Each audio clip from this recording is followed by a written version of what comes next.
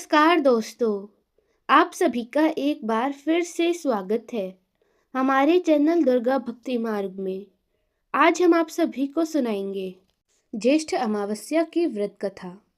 हमारे हिंदू धर्म में अमावस्या का विशेष महत्व होता है। हर महीने में एक बार अमावस्या तिथि पड़ती है। इस दिन पितरों की आत्मा की शांति के लिए तर्पण भी किया जाता है। अमावस्या तिथि पर पवित्र नदियों में स्नान का विशेष महत्व होता है। नदी में स्नान के बाद सूर्य को अर्घ्य देकर पितरों का तर्पण किया जाता है। धार्मिक मान्यताओं के अनुसार अमावस्या के दिन महिलाएं पति की लंबी आयु की कामना के लिए व्रत करती हैं। आइए सुनते हैं अमावस्या की कथा। प्राचीन काल की बात है। एक गरीब ब्राह्मण परिवार था। उस परिवार में एक पति, पत्नी एवं उनकी पुत्री भी थी। उनकी पुत्री समय के गुजरने के साथ साथ धीरे धीरे बड़ी होने लगी। उस पुत्री की बढ़ती उम्र के साथ सभी स्त्रियों सगुणों का विकास हो रहा था। वह कन्या सुंदर, संस्कारवान एवं गुणवती थी, परंतु गरीब होने के कारण उसका विवाह नहीं हो पा रहा था। एक दिन उस ब्राह्मण के घर एक साधु महाराज पधारे। साधु उस कन्या के सेवा भाव से अत्यधिक प्रसन्न हुए।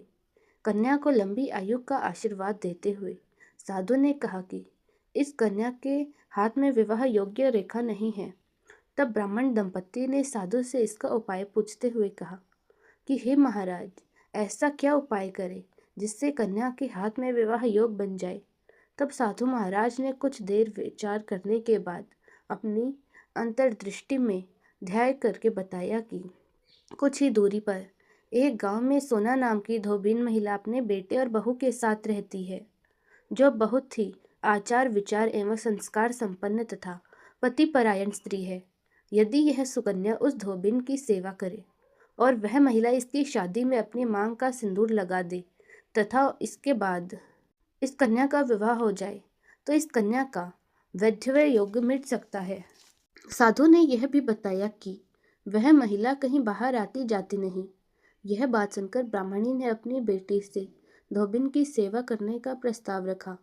अगले दिन से ही कन्या प्रातःकाल ही उठकर सोना धोबिन के घर जाकर साफ सफाई एवं अन्य सारे कार्य करके वापस अपने घर आने लगी। एक दिन सोना धोबन अपनी बहू से पूछती है कि तुम तो सुबह जल्दी उठकर सारे काम कर लेती हो और पता भी नहीं चलता। बहू ने कहा, माँ जी, मैंने तो सोचा कि आप ही सुबह उठकर सारे काम खुद ही खत्म कर लेती हैं। मैं तो देर से ही उठती हूँ। यह सब जानकर दोनों सास बहू घर की निगरानी करने लगे कि कौन है जो सुबह ही घर का सारा काम करके चला जाता है। कई दिनों बाद धोबी ने देखा कि एक कन्या मुंह ढके अंधेरे में घर में आती है और सारे काम करने के बाद चली जाती है। जब वह जाने लगी तो सोना धोबिन उसके पैरों में गिर पड़ी और पूछने लगी कि आप कौन हैं और इस तरह छुपकर मेरे घर की चाकरी क्यों कर रही हैं। तब कन्या ने साधु द्वारा कही गई सारी बात उसे बताई। सोना धोबिन पति परायण थी, अतः उसमें तेज था। वह तैयार हो गई। सोना धोबिन के पति थोड़ा अस्वस्थ थे। उसने अपनी बहू से अपने लौट आने तक घर पर ही रहने को कहा।